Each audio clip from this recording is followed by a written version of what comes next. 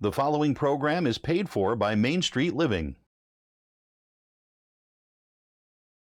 Hi, I'm Pastor Matthew Harrison, president of the Lutheran Church Missouri Synod. Starting in the late 1950s, Lutheran Hour Ministries aired a television program called This is the Life in their efforts to bring Christ to the nations. It was a critically acclaimed show that used story and drama to convey eternal truths from God's Word. And it featured actors who were just getting started in their careers.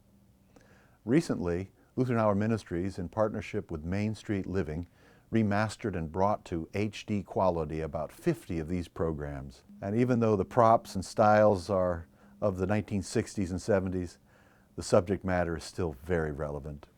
So please sit back and enjoy this week's episode of This is the Life.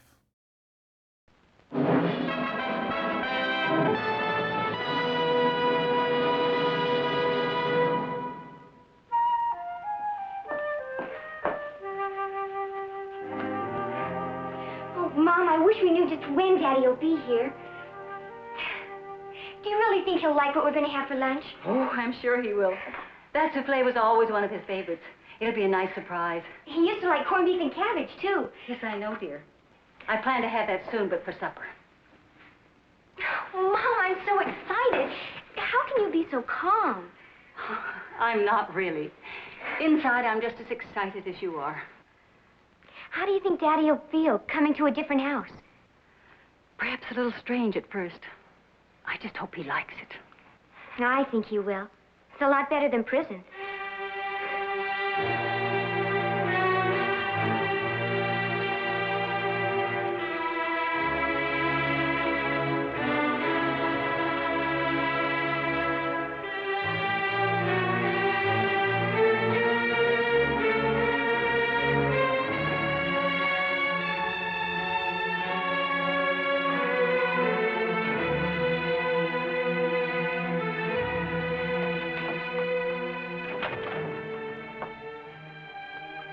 Hello, darling. Hi, Daddy. Daddy.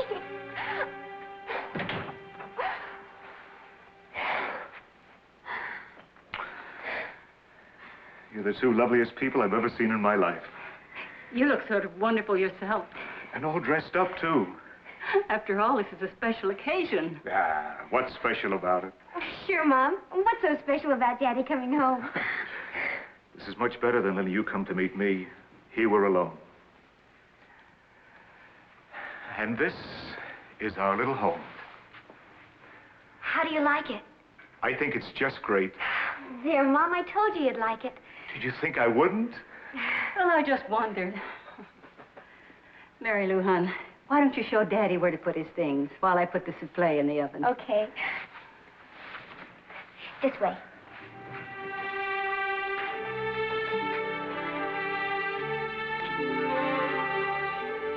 No hurry.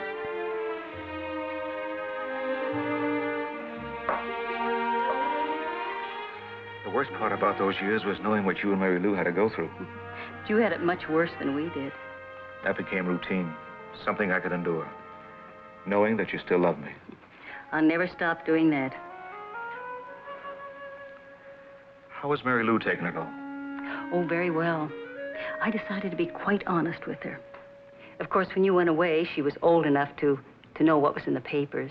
And there were a couple of unpleasant incidents at school. I was glad when you moved here. Gave you both a chance for a new environment. She's missed you, of course, as I have. But she's learned that people sometimes make mistakes. She knows you made one and that you paid for it.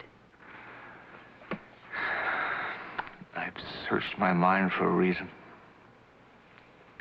I knew it was wrong. Even if I could have replaced the money in time, it still would have been wrong. Darling, it won't do any good to bring it all back. It's over now. Yeah, it's over. Now I'm a man who's done time. Ellen, I'll have to live with that the rest of my life. And I'll never forgive myself for what I've done to you and Mary Lou. Frank, please don't talk this way. It is over. I know it. Mary Lou knows it. Now, you must know it, too. I wish I could know it. But where does a man with a record go for a job? Anyone who checks with Excelsior Manufacturing will get the whole story. Darling, you'll get a job. All in good time. Meanwhile, I still have mine.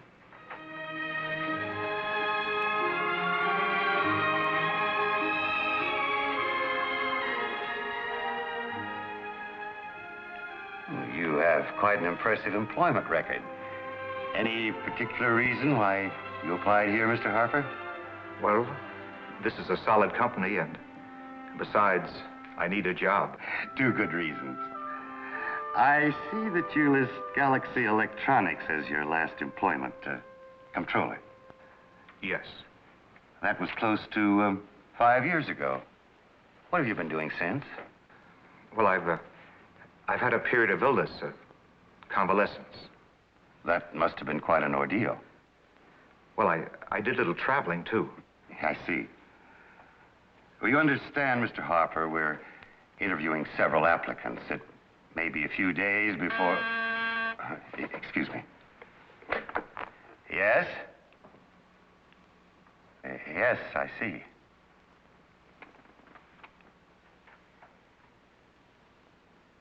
Yes. Yes, I have it.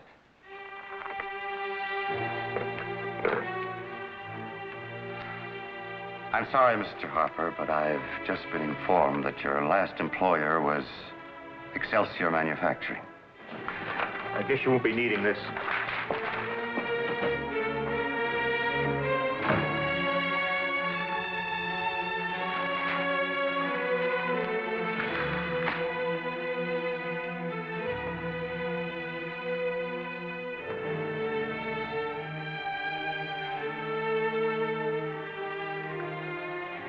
Darling, what's the matter?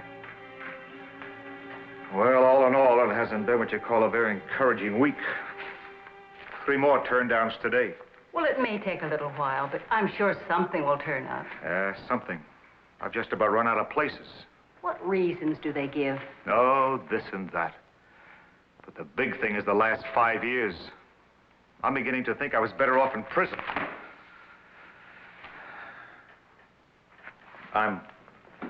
I'm sorry, honey. I didn't mean that. Of course you didn't. It's just that I feel so useless and so guilty. You've got to get over that. Otherwise, you're just going to make things worse. Well, how do you propose that I go... Oh, that must be the minister. The what? I forgot to tell you. He called this afternoon, said he had a message for you. Oh, well, and for Pete's sake.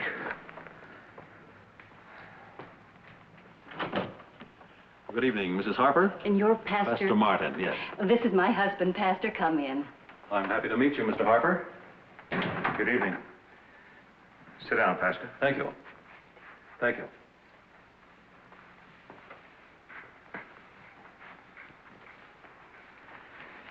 My wife tells me you called today. Yes, I had a pleasant little talk with Mrs. Harper. She was kind enough to ask me to come by tonight. I believe you said your church wasn't very far from here. That's right. St. Paul's, about 6 blocks west. Is there any special reason for your calling, Pastor? I hope you don't mind my asking. No, not at all. I was about to explain. I had a letter from an old friend of mine, Chaplain Hartman at the penitentiary. He asked me to call and, incidentally, to extend his best wishes. I realize that there may be some embarrassment in this for you at present, but I assure you my only purpose in calling is to be of help if I can. As long as you know what you know, what is there you can do? I can offer you the fellowship of the church. Not a criminal in your congregation? Chaplain Hartman tells me you're deeply sorry for what you did. I'm sorry, all right, but what good does it do? Well, now that you've paid your debt to society, you're ready to make a new beginning. Yeah, but will society accept me? God will, if you ask him. I'm afraid it needs something more tangible than that. Have you any idea what it's like for a man in my position to get a job? Well, there are problems, I know, but... There certainly are. And until and unless I can get some of them whipped, I don't quite see how you're... Pastor, I'm sure what my husband means is that we do appreciate your interest. But there are certain things we just need to work out alone. I'm Sorry, Pastor, I didn't mean to be rude, but you understand my problem. Yes, I think I do understand. If there's anything I can do to be of help, you have only to ask.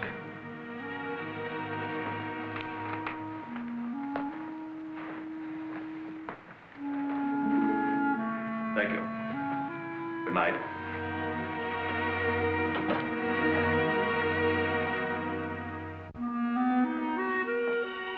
Do you really think Daddy had supper somewhere? Well, it could be. Since he's this late, it's after 8. By the way, you'd better go next door if you're going to do your homework with Carol. What about the dishes? Oh, I'll do them. There aren't too many. Okay. I'll get my books. Okay.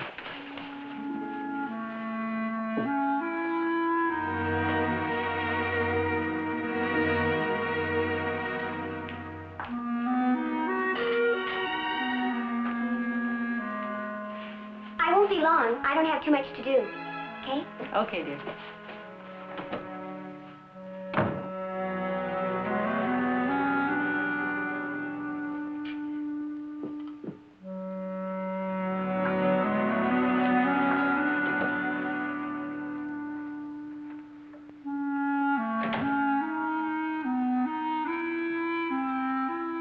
Hi, honey.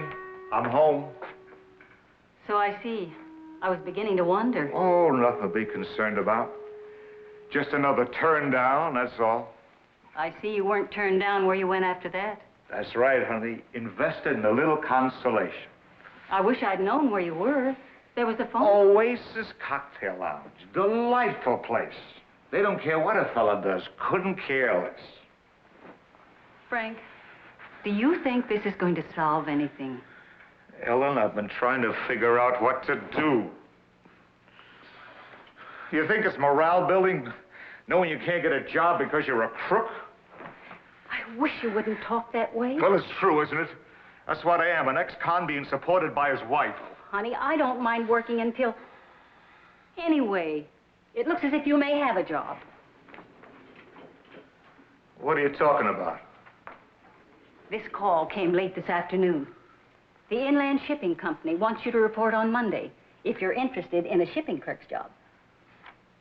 Oh, yeah. Inland Shipping Company. I was a little import place down by the docks. I was one place that didn't seem to care too much about what a fella's done. Well, the man sounded as if the job was yours if you wanted it. Why not? Maybe even a shipping clerk can have a future.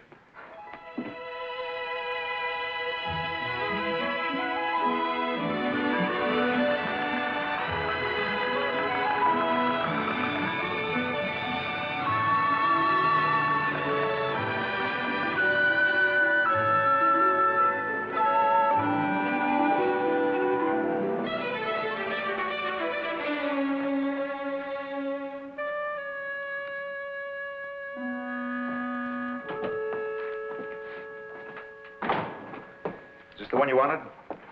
Oh, yeah, that's it. Say, we're going to have to get Mandarin Ceramics to ship by a different line. There's just too much breakage with that Far East Asiatic. Yeah, they claim the last cargo shifted in a storm. Yeah. Well, make a note of that. And the next shipment, check it over carefully before we reship. Yes, Mr. Hips. Say, Frank. That little run-in you had with Carlson, now what's that all about? Oh, just a personal matter. Isn't the first time, is it? I've had reports that you had some beefs with some of the other men. Now, what's the trouble? Well, I figured they were being too critical before I had a chance to learn the system. You're stalling. You're doing a fine job. Carlson said when he asked you where you worked before, you blew your top. I told him I could fill this job and not to rush me, and not to get out of line. Nobody's rushing you. Your attitude's what's getting out of line. The men are naturally interested in a new man. There's a difference between interest and snooping. I'm going to level with you. The men are getting the idea you're touchy about something. Now, I don't care where you worked before you came here, as long as you do a good job. But I do care about running this outfit with no trouble. So I just want you to know that I'll be watching you. Okay, Frank?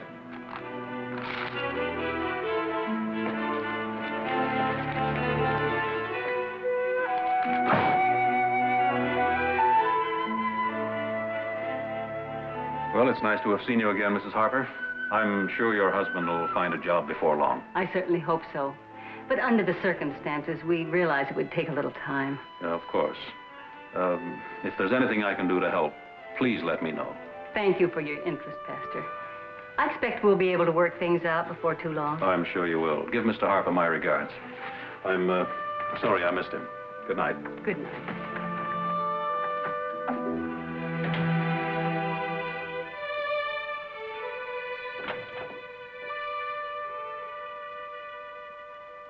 Hey, I just got the room in time, didn't I? What'd the preacher want? He wanted to know how you were and if you'd found a job yet. Mm-hmm. What'd you tell him? What'd you tell him? Well, I didn't tell him that you'd quit the one job you'd found because you imagine people don't want to get along with you. You don't know what it's like having to keep your guard up all the time. Well, I do know that what you're doing now isn't going to help. You've got to forget the past. It's this town. We ought to get out of here. Go someplace else and start over. That is not the answer. You have got to face the fact that you have paid for your mistake. And you can do that right here. Besides, it'll take time for me to find another job as good as the one I have now. Right now, we need it. Sure we do. It's easy for you to talk. You've never been a criminal. Frank, that is the one thing you have got to forget.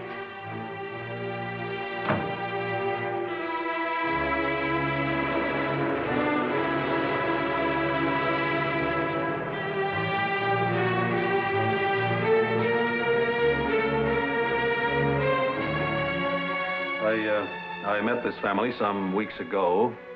The husband had recently gone through an emotional upset, and it was suggested I call on them. Oh, Pastor, I know you didn't come by just to tell me about some new family you've located. Sit down, won't you? Thanks. What's on your mind? Well, I felt reasonably sure you'd ask. I remember you telling me that Harvey Brown wants to retire soon. I was wondering if you had anybody in mind for his job. I hadn't even given it much thought yet. Whoever we put in there means there's a vacancy somewhere else. You think this man, what's his name, might be right for it? Frank Harper. He seems to have the experience, and I was thinking that the job of some responsibility and trust might be beneficial to both of you. Ever work for a trucking company? Not that I know of. Well, it really doesn't make too much difference. It's true that Harvey out there is overloaded. I'll tell you what we'll do, Pastor. We'll bring him in now as assistant auditor paymaster, and if he works out, he can take over when Harvey leaves. Thanks, Tom. I think it will work out. I'm going to pray that it does. Pastor, I learned a long time ago to have a great respect for your judgment. What did you say his name was? Frank Harper. Frank Harper.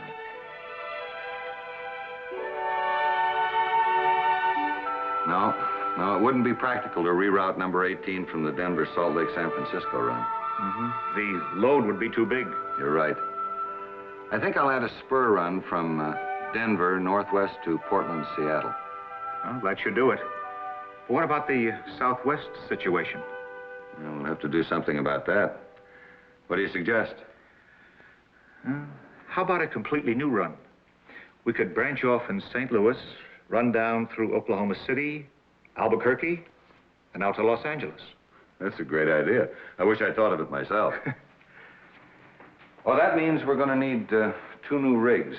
Now, I wish you'd get some bids based on our specifications. You better give them a deadline, because I'd like to get started as soon as possible. I'll get right on it. Oh, Frank, I just want you to know that I'm very pleased with the way you pitched in around here. Begins to look as if you'll do. Thanks, Tom. It's good to hear that. It means a lot.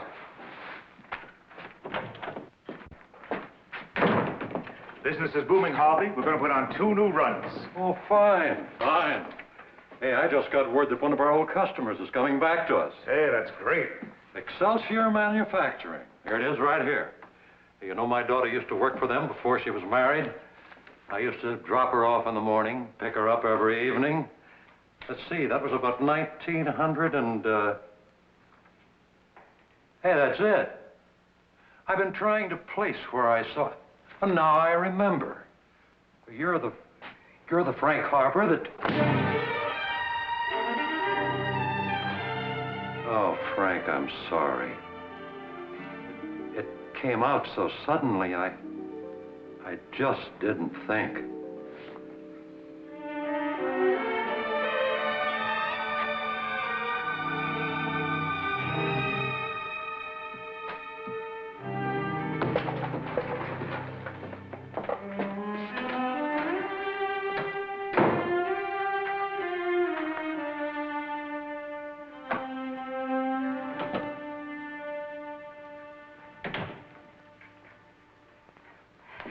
I got him into bed. He probably won't wake up until morning. And thank you so much for bringing him home. Oh, I'm sure you'll be all right. I was real worried after the phone call. Where'd you find him? At the Oasis, like you said. They told me he'd been there for several hours. You know, Harvey Brown got so upset by what happened at the office that he didn't tell me till much later. Well, I just don't know how to thank you, Mr. Wilkes. Not many men would have done what you did, knowing the story. But you can't cast a man adrift when he's crying for help. You know, I think I know exactly how Frank felt. When he saw the past coming back at him again, why, all of his guilt feelings returned. Oh, if that's going to begin again, I just don't know where it'll take us this time. Miss Harper, what time do you go to work in the morning? Oh, I leave the house about 7:30. If you don't mind, I'd like to come by about that time. I want to have a little talk with Frank. Oh, I'd be so grateful if you would. Maybe you can reason with him. I know I can't. I'll try. Now, don't you worry, and I'll see you in the morning. And remember, don't worry. Thanks again. Good night.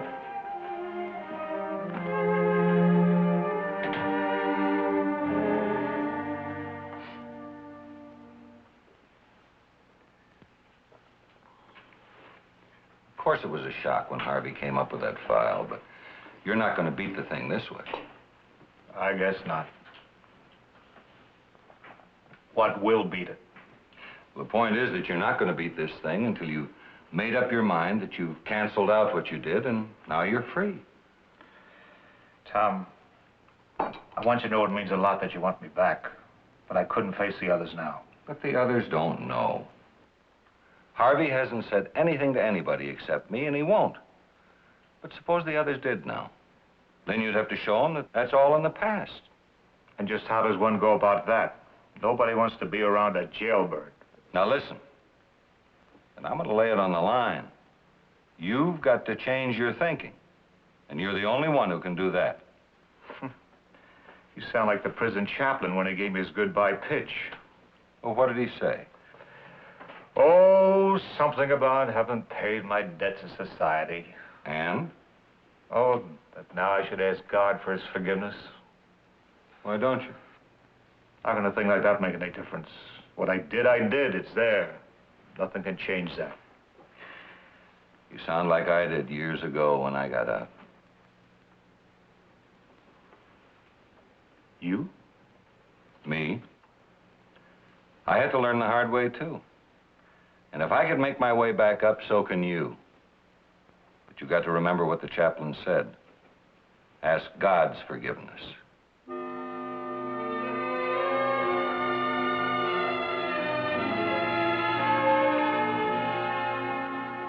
After Tom told me that, we talked for quite a while. Seems our stories were just about the same. Only he managed to lick his problem soon after he got out. Well, I'm glad you came to see me, Mr. Harper. I've been hoping you would. Well, it was Tom's idea. He almost insisted that I come here. Tom's a good man, one of my most faithful members. You know, I can remember a few years back when he was sitting right where you are now, with a problem very much the same as yours. Would never have believed it if he hadn't told me himself. You say Tom told you that he'd licked his problem. Did he tell you how? Yes, but it didn't quite make any sense to me. What did he say?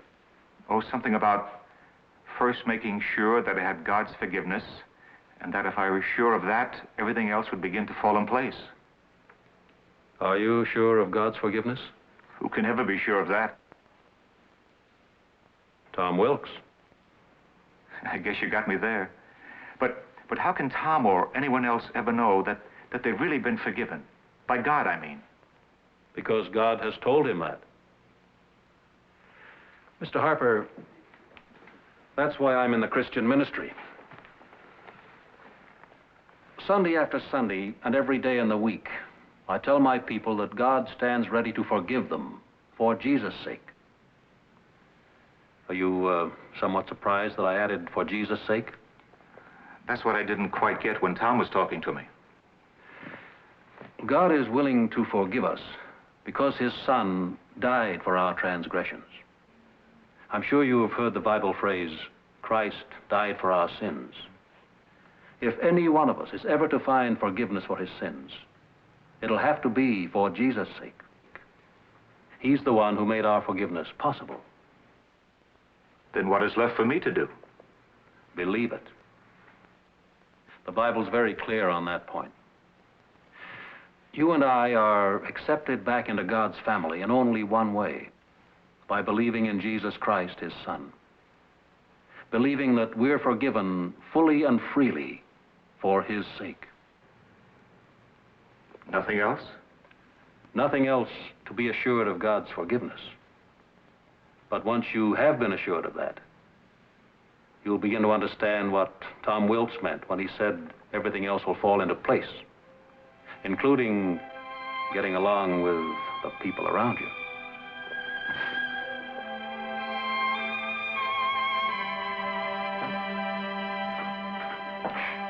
Here we go.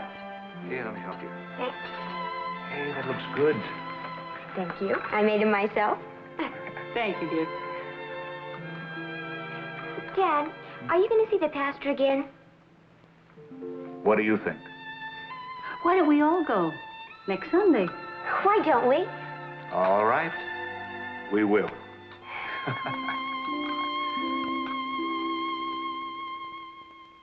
This program has been brought to you by the Lutheran Church Missouri Synod, with congregations throughout the United States and Canada, and is dedicated to the gospel of Jesus Christ, the Son of God and Savior of the world.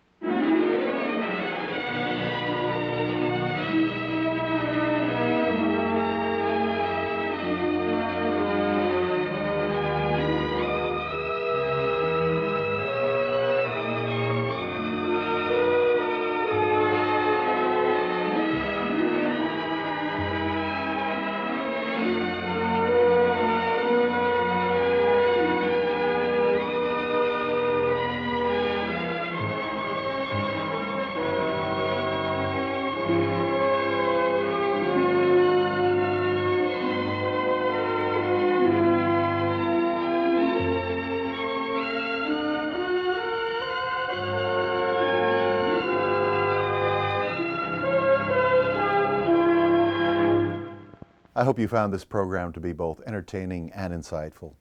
Even though the show was filmed decades ago, the concerns of those days seem to parallel many situations of today.